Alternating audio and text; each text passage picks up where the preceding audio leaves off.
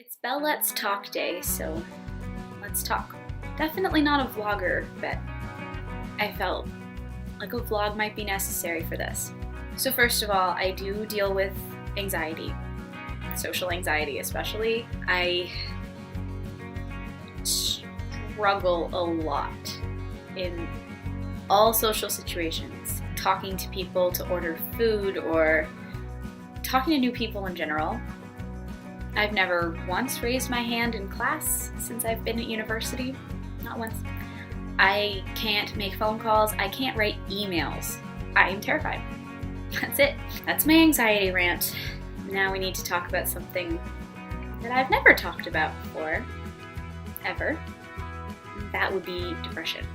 And I'm probably terrifying a lot of people who know me right now because I bet you didn't know that. No one's formally diagnosed me because a lot of the time when you go to counseling, they don't put the emphasis on a diagnosis, and that's fine. They want to make sure that you're getting the treatment that you need rather than this formal diagnosis, this label. I know that my symptoms, they're depression. I'm also a psych student. I know I shouldn't self-diagnose, they tell you that all the time, but it's really easy to see. These people at these counseling centers have also used the word trauma. I actually don't know what they mean by that. I don't know what trauma disorder they think that I have. I've never been tested, but trauma, it's there. I do highly recommend counseling. I think that it's a great thing. And if it works for you, that's so amazing. And I support it. And I hope that if you are struggling with anything, you are able to find the courage to go and ask for help. My personal experience, wait lists are such a problem. They take forever. It's so hard to get access. And for me, there were other kinds of mix-ups. I'm also a psych student. And something I've learned as a psych student is you learn about treatments. You learn about a lot of therapies. And once you learn about them, they don't work for you because you know what's coming. You know the tricks. You know what they're going to tell you to do.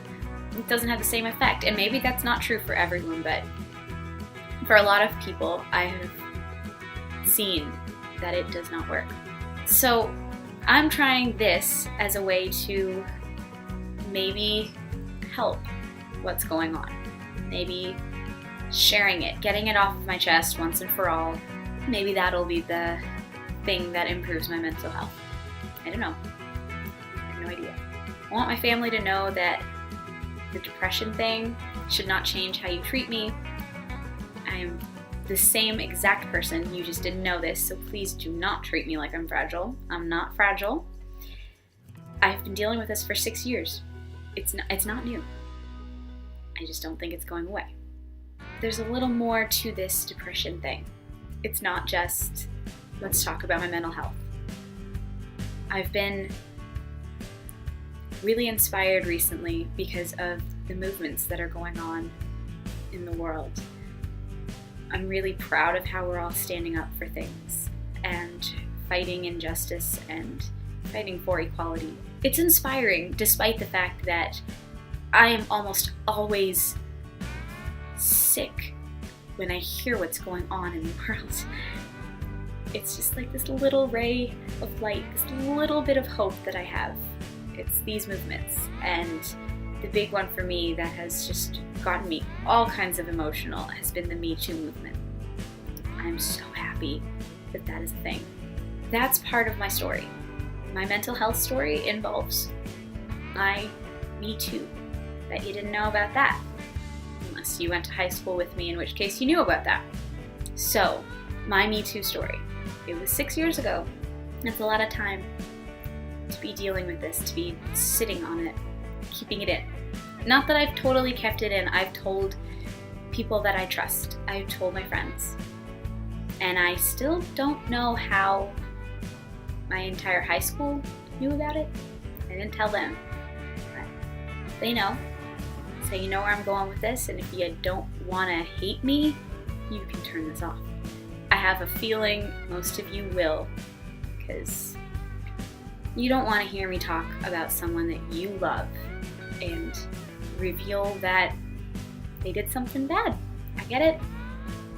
I spent years pretending that he didn't do anything wrong, even though it was right there. So here it is. I was in grade 10, I was 15. Then I liked a boy, and oh boy, did I fall for that boy. That was fun. I was so insecure all the time because I never knew if he felt that way, and this was my first love, and I just didn't know how to do it. I didn't know how to handle anything. I let him have control of the relationship, and I don't know if he knew what he was doing either, so that was just a whole fun little mess of 15-year-olds. So I let a lot of things slide because I was 15 and I just wanted him to like me. It's not a good reason, but that's something that apparently we do. I let myself get ignored, and I let myself be insecure and terrified that he was gonna leave, and then one day I didn't let something slide. I was not having what he wanted to do. I did not want to do it. I did not want to be a part of it. I said no. Guess what happened? Nothing. Nothing happened when I said no. After that, it was quick apology and let's never talk about this again. Okay? And 15-year-old me went, he's sorry, let's not talk about this anymore. Forget it ever happened.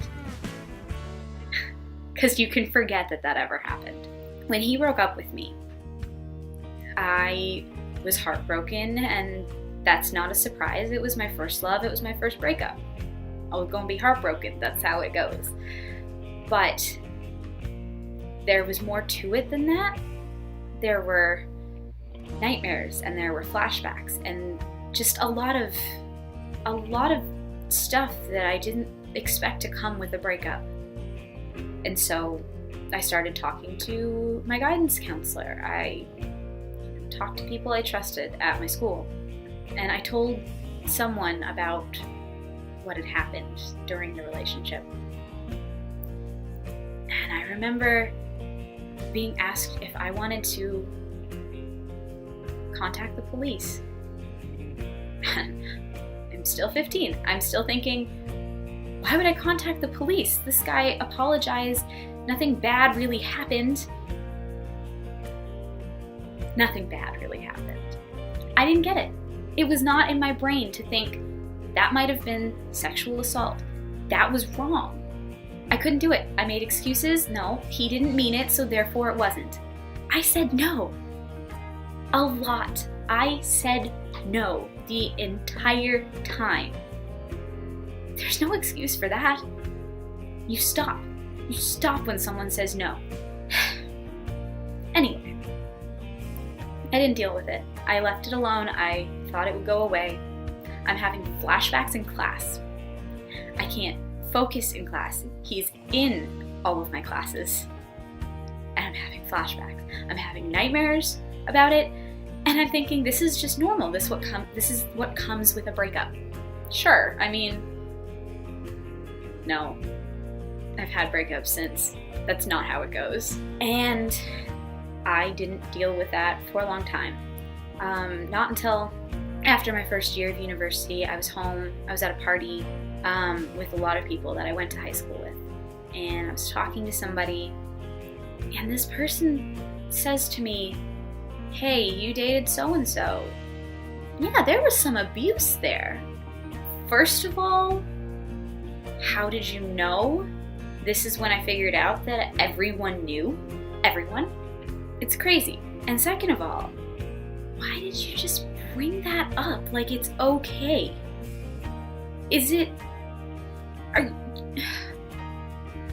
To just flat out ask somebody about their abuse?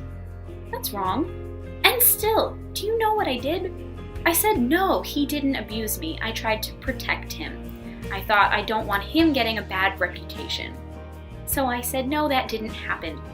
I didn't accept it for what it was. Until after that conversation ended, I'm standing by a fire and I just relive it all. And I've relived it plenty of times before this. But this time, I remember finally realizing it. It finally clicked. This was really bad. This was not normal, and it wasn't going away because it had already been 3 years and it wasn't going away. And I thought if I accepted it and I went and I just told myself, yeah, this was sexual assault, this was abuse, maybe then it would go away. Maybe it would be something that I'd finally made peace with so I could move on. Ha, that's funny. No, didn't happen that way. Kept going, kept feeling insecure every time I got close to a guy because I either had to tell him about that or I had to bolt, basically, because it was going to affect the relationship sooner or later, and the older I got, the more I thought, yeah, this is going to affect relationships. So that didn't go away. And then a little while later, in 2016, I somehow got the opportunity to confront this problem head on. I got to talk to him. So I figured, this is what I'm going to do. I'm going to talk to him, tell him how much this has affected me. I'm going to get an apology, a true, sincere apology, and that's going to fix it. I'm going to forgive him, and that's going to make it go away. And I swear to you, I tried to forgive him. I thought that I did. I thought it was going to be okay. And it didn't go away. Because it's not that simple. It's never that simple. And the truth is, I don't know that I forgave him. I don't think I did. I'm sure he feels bad. I know he feels bad. I do. But I'm not making excuses. It happened, and he should have listened when I said no. That's it.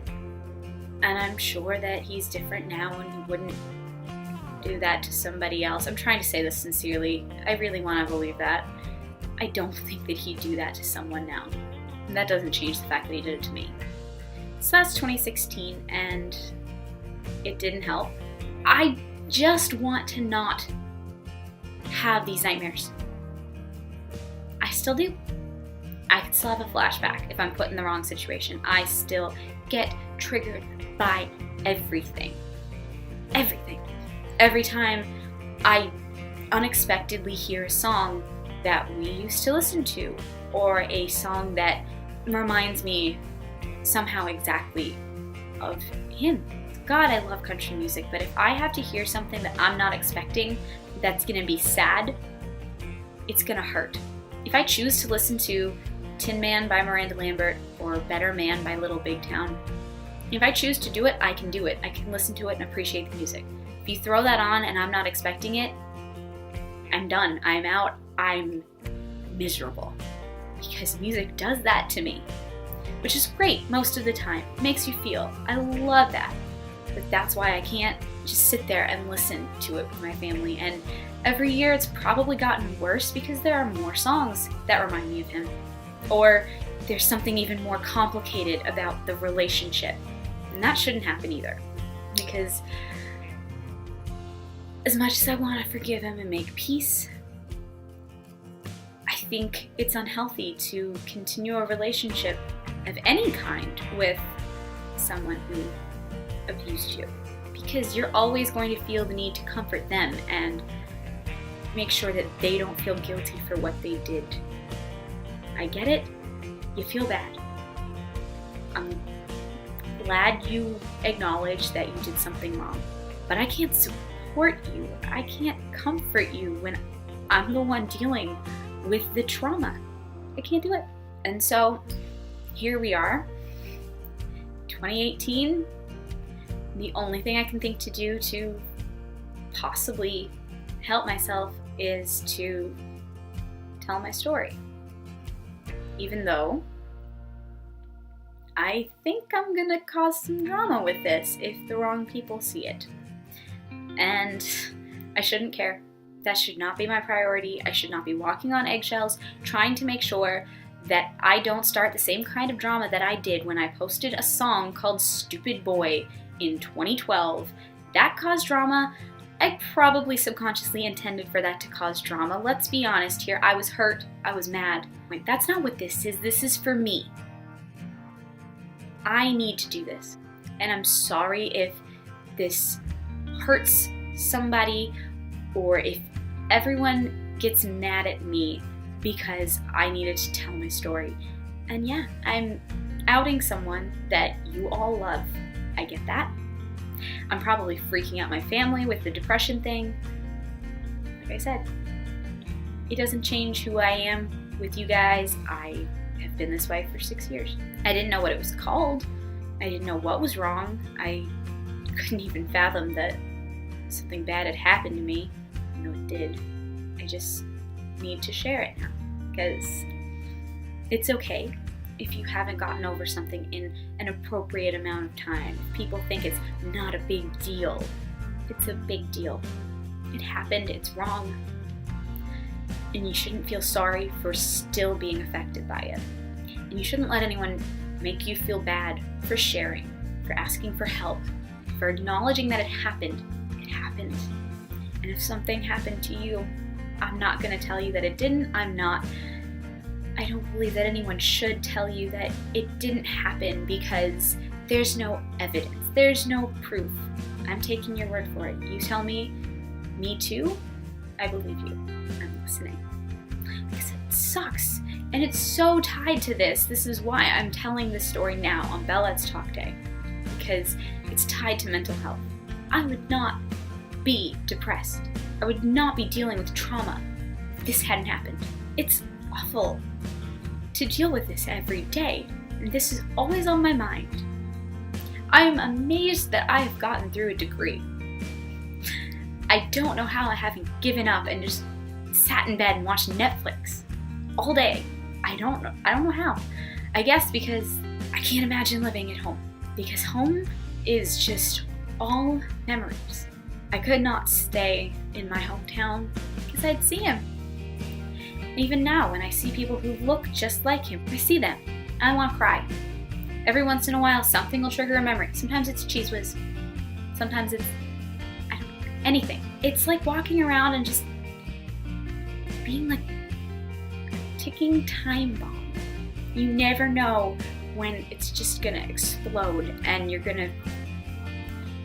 I've cried in class a lot. I take psych courses. I take gender and women's studies courses.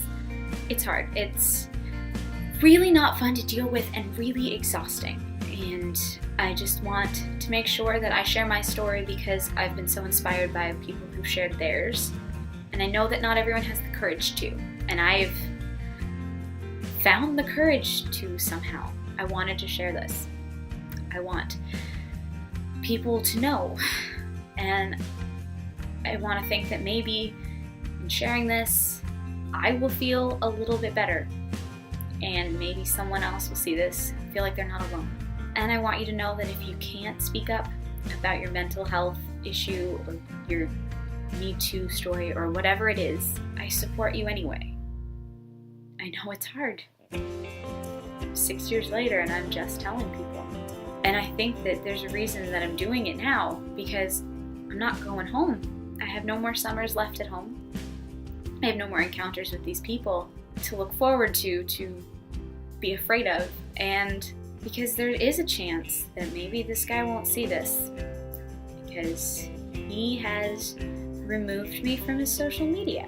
That feels a little freeing, even though that shouldn't matter. I should be posting this regardless. I'm still doing this around him. Because if he hadn't deleted me from social media, maybe I wouldn't. Maybe I'd be too afraid that he'd see it and get mad. Let him get mad. I had to do it.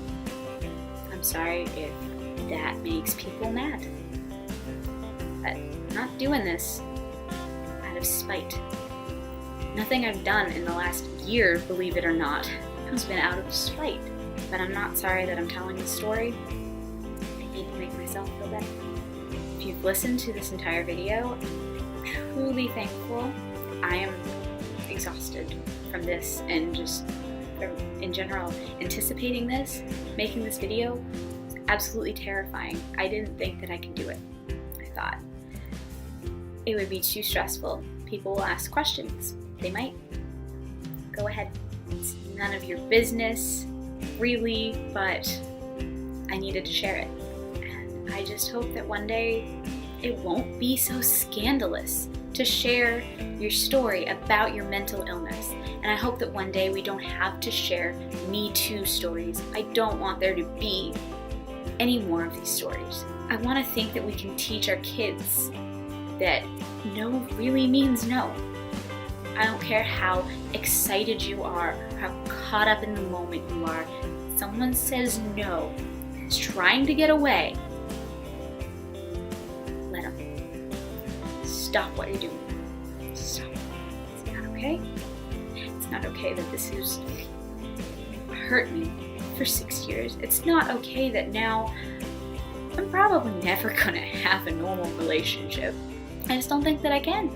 Every relationship will start immediately with, uh-oh, I'm getting close to this person. I either have to run or I have to find a way to tell them this and drop this massive bomb on them when it's still a new relationship. And then they're gonna run. Or maybe that's my anxiety talking. Maybe there are people out there who will hear this and listen and stick around. I haven't found them yet, but who knows? I like to hold out hope. And I hold out hope that we can end the stigma.